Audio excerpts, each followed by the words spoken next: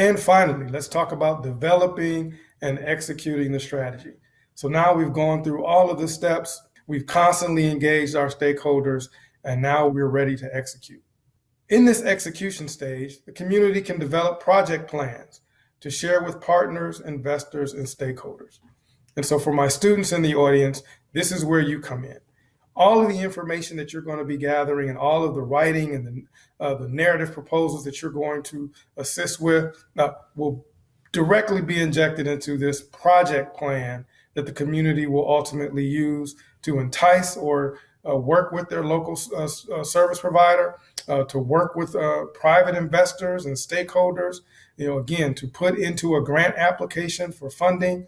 So this information, the work that you're going to do is going to be very important. So let's talk about project plans. Project plans will include information about, the operation and financial models, identification of resources, and really an explanation of the benefits, right?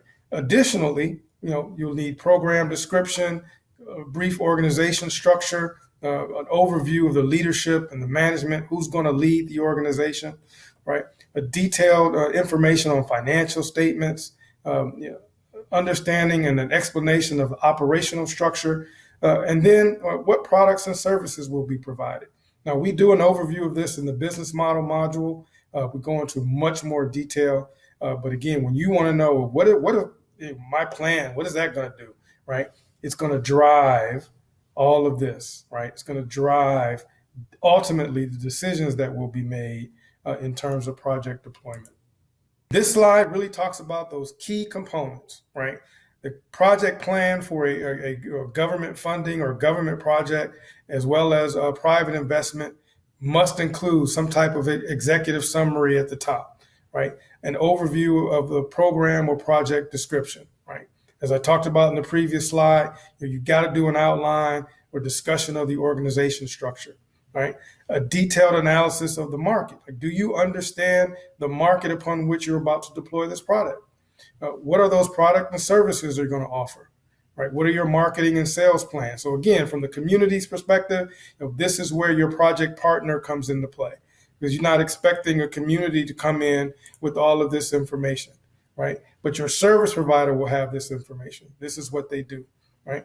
And then from the financial side, we want to ensure that we have clear income statements, statements of cash flows, and a really good balance sheet that really makes it known that the project knows what it's doing in terms of cost and expenses and income and revenue and all of those things. So these last couple of slides, and we'll wrap up. The community can prepare a broadband plan to showcase its planning efforts, right? You want to highlight all of the hard work that you've done. You want to go into detail about how you know and have established your community's objectives. You've identified those community resources. You want to highlight the team that you've put together, and ultimately the technology option that you're going to pursue, right? And this all ties back into the project plan, the implementation plan, and the financial plan. In this slide, we're just really talking about the financial information. Again, if I have accounting, business, or economic students that are watching this, this is really going to resonate with you. This is putting together the income statement that includes, wholesale and resale sales data, forecasted revenue, network operations in terms of, cost and impact, those maintenance costs, you want to ensure your income statement has all of that. And that's why you need a really good accountant or someone who understands income statements and cash flows on board, right? Statement of cash flow from a service provision standpoint, from a service provider standpoint, you really want to understand, where are my payments from my customers going? What are my liability and debt repayment schedules? What does that look like? What about equipment depreciation? Many of you know, you buy new equipment, you hang it up, you buy that computer, you buy that router, you buy that device. It has a defined life cycle of value. Although it may still be working 5 years from now, the value may cap at 3 years, right? So we need to understand that. This is getting more into the weeds, pretty much for municipal ownership. We're really getting into the details of service provision. But again, You got to understand it to be able to have those conversations. So even if we understand it at a high level, at least when you see it for the first time, it won't be a shock to you.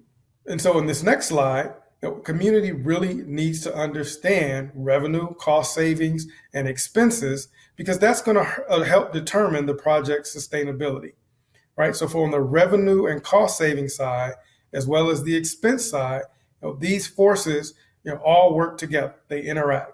Your customer or your user base, your prices or your services, understanding your marketing and operational costs, equipment and construction costs, particularly for projects that are new construction or expansion of broadband infrastructure.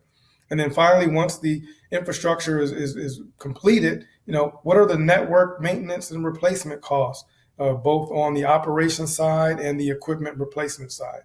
So we got to understand how all of these work together.